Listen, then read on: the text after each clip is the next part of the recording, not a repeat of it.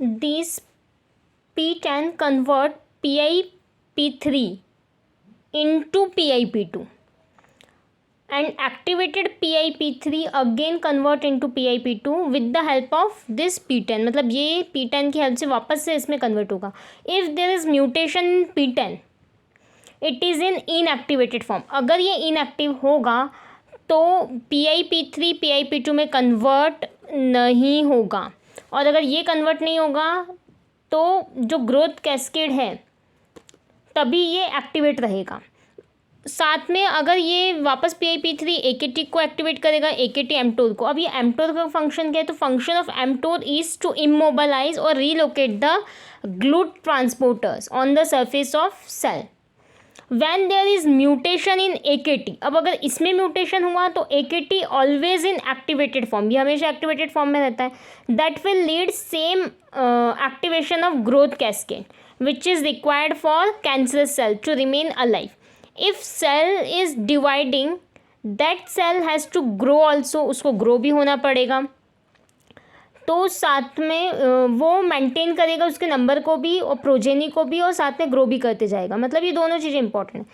अब single mutation not enough to cause cancer. हम अभी पहले भी पढ़ चुके, डोमिनेंट म्यूटेशन, रेसेसिव म्यूटेशन. अगर सिंगल म्यूटेशन है तो उससे कैंसर नहीं होगा. There should be number of mutations. अगर हमको कैंसर करवाना है या कैंसर होना चाहिए तो बहुत सारी म्यूटेशंस होना चाहिए. If there is mutation in MYC only, ये एक एग्जाम्पल है, इसके पहले हमने जो देखे, अगर सिर्फ MYC में म्यूटेशन होगा तो क्या होगा, P53 एक और हमारे पास जीन है तो ये बचा लेगा हमको मतलब कैंसर होने से, उसको करेक्ट कर देगा, बचा लेगा. और DNA डैमेज होने से बचा लेगा, साथ में डिवाइड होने से बचा लेगा सेल को ज़्यादा. मतलब सेल साइकिल को फर्दर नहीं प्रोसीड करने देगा, और इस तरीके से नहीं. अगर लेकिन इसमें भी म्यूटेशन हुआ साथ में, मतलब ज़्यादा जीन्स में म्यूटेशन हो रहा है, तो फिर कैंसर होगा बॉडी के अंदर. मतलब जो P53 है ये अपनी एक्टिविटी को लूज़ कर देगा और फिर कैंसर करेगा 4 तरीके से. अब वो 4 तरीके कौन कौन से हैं? तो 4 तरीके हमारे 4 तरीके आएंगे. पहला है कि ये प्रमोट करेगा जो डैमेज DNA है उसको ही डिवाइड होने में. दूसरा, अपोप्टोसिस नहीं होने देगा. तीसरा, सेल डिवाइड होगा. और चौथा कि अगर हम कोई ट्रीटमेंट ले रहे हैं, कोई ड्रग ले रहे हैं, तो वो ड्रग के प्रति भी रेजिस्टेंस हो जाएगा, तो कोई ट्रीटमेंट का फ़र्क नहीं पड़ेगा. ये 4 चीज़. उसके बाद जो वायरस की बात करूँ अब मैं, तो वायरस जो रेप्लिकेट होते हैं 2 तरीके से होते हैं. एक होता है उनका लिटिक साइकिल या लिटिक फेज में कुछ नहीं होता है, जो सेल है वो बस्ट हो जाएगा, बहुत सारी प्रोजेनी को बाहर निकाल देगा. नेक्स्ट होता है सेकंड, लाइसोजेनिक.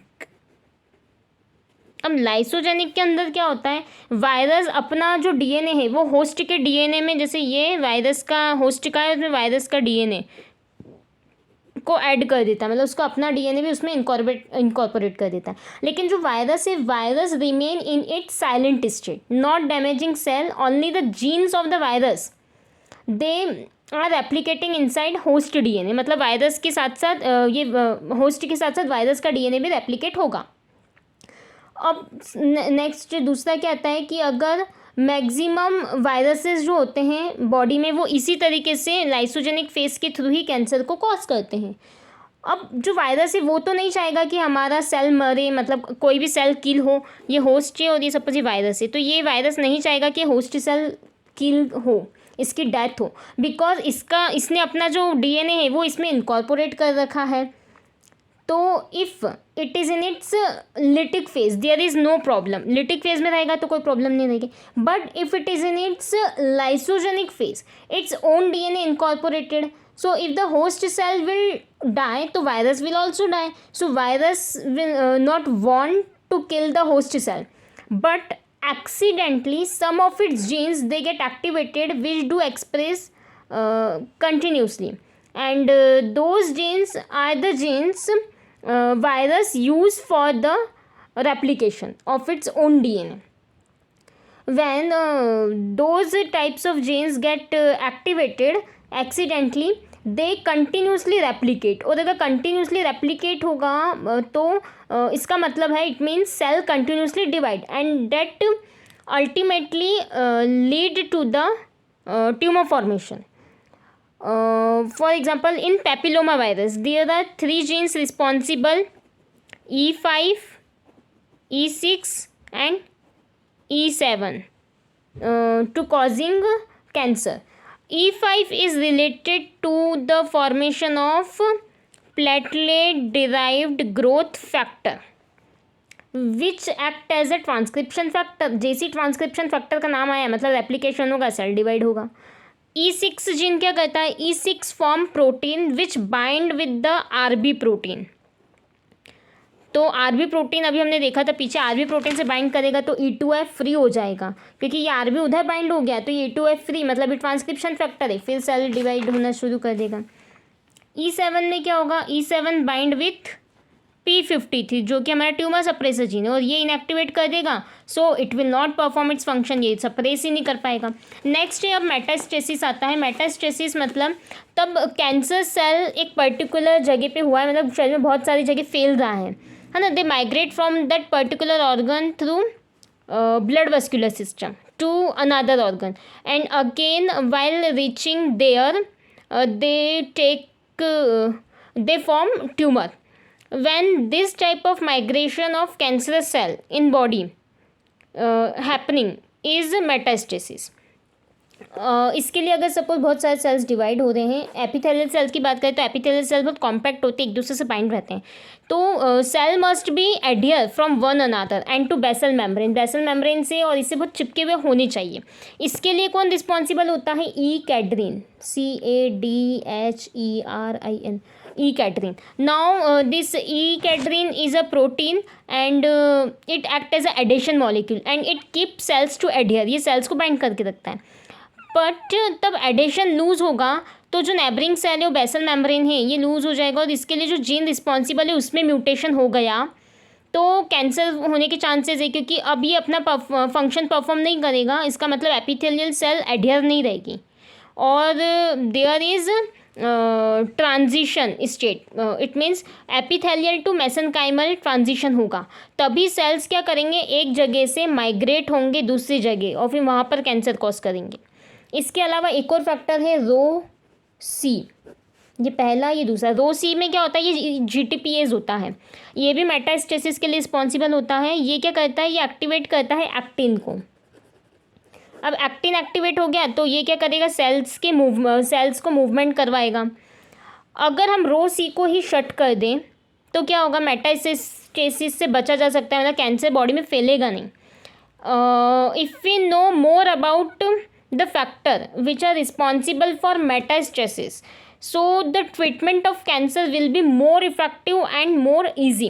तो इस तरीके से कैंसर का जो ट्रीटमेंट है ये इफेक्टिव हो जाएगा और इजी हो जाएगा.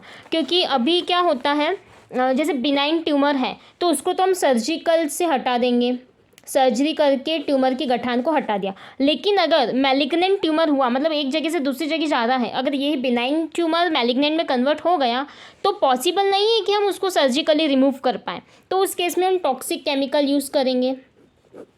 नाउ दिस टॉक्सिक केमिकल से क्या होगा, कैंसर सेल्स तो मरेंगे. Because of toxic chemicals cancer cells are genetically unstable, they are having more mutation that, so they are very much prone to ROS, मतलब फ्री रेडिकल से बहुत ज़्यादा prone होंगे in comparison to normal cell. क्योंकि normal cell पे भी toxic chemical का effect होगा लेकिन इतना नहीं होगा, उन पे इतना नहीं होगा, because they do not have earlier DNA damage, उनके पास पहले से कोई डैमेज नहीं है, तो they overcome DNA damage caused by toxic chemicals.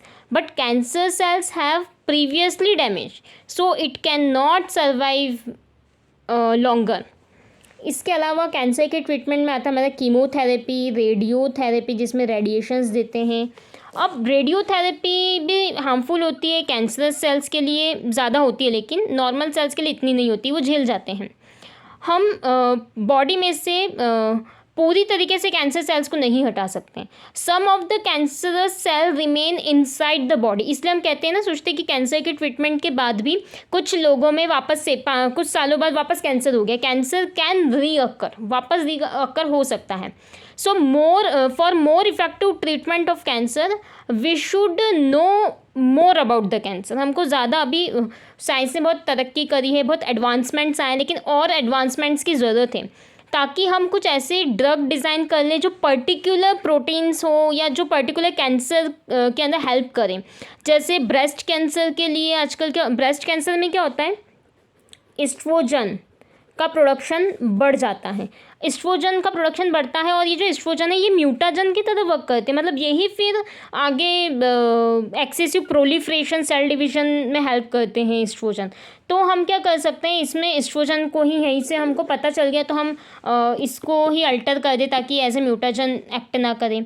इसके अलावा BRCA1, BRCA1 और 2 ये भी जीन्स होते हैं जो कि DNA रिपेयर करते हैं। एक होता है हमारा PARP poly ADP ribose polymerase, ये एक एंजाइम है जो कि DNA रिपेयर में हेल्पफुल है। अब एक और चीज़ यहाँ पे ये होती है, कैंसरस सेल और नॉर्मल सेल में दो चीज़ होती है। अगर ये सपोज़ ये नॉर्मल सेल है, इसका रेप्लिकेशन हो रहा है और सपोज़ यहाँ पर कुछ डैमेज हो गया है, यहाँ कुछ डैमेज हो गया है रेप्लिकेशन के वक्त, तो यहाँ पे दो मैकेनिज़म्स चलते हैं। एक होता है जो PARP से होता है और एक होता है हमारा मैकेनिज़्म 2, रिपेयर मैकेनिज़्म 1 और रिपेयर मैकेनिज़्म 2। तो 2 वाला इसको डैमेज कर देगा तो क्या होगा, रेप्लिकेशन की जो प्रोसेस है वो कंटिन्यू हो जाएगी। लेकिन कैंसर सेल्स में ऐसा नहीं होता है और हमको नॉलेज होना चाहिए इसलिए, ताकि हम और अच्छी तरीके से ट्रीटमेंट कर पाएँ। एक और अगर इसका एग्जांपल देखो तो CML पेशेंट होता है।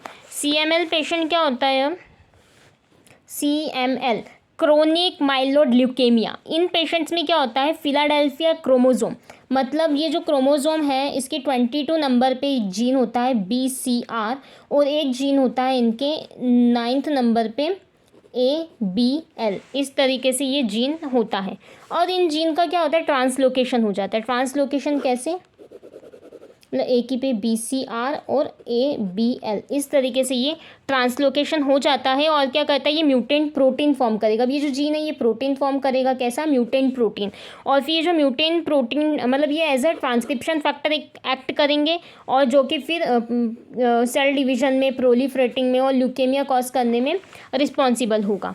अब इसके ट्रीटमेंट के लिए इन्होंने क्या किया, क्योंकि ये जो BCR और ABL है इसके अंदर कैसा होता है ना, ये जैसे ये एक ATP पॉकेट होती है जहाँ पर क्या होता है, जिसकी वजह से फॉस्फोराइलेशन होता है और फिर ये प्रोलिफरेट करता है। लेकिन इसको ट्रीट करने के लिए CML पेशेंट्स में ऐसा होता है, इसको ट्रीट करने के लिए एक ड्रग है ग्लीवैक ड्रग। ये ड्रग